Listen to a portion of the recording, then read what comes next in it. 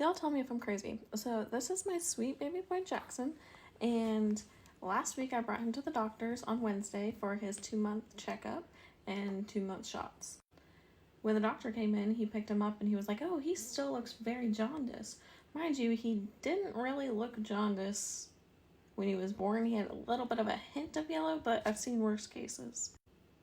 The doctor proceeded to ask me, "Were you or dad jaundiced?" And I said, "I think dad was a little bit."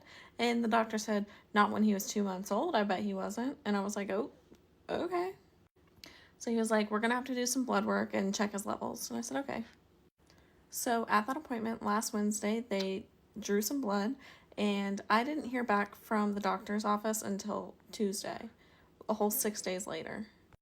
I know sometimes when babies have jaundice, they prescribe white therapy or vitamin D drops, but when the lady called me to go over his blood work results, the conversation was just very odd. I'll say very odd. She was like, "We got Jackson's blood work back and we tested his levels for jaundice and bilirubin, and he does have some jaundice, so the doctor said that he wants you to stop breastfeeding for 48 hours. I'm an exclusively breastfeeding mom.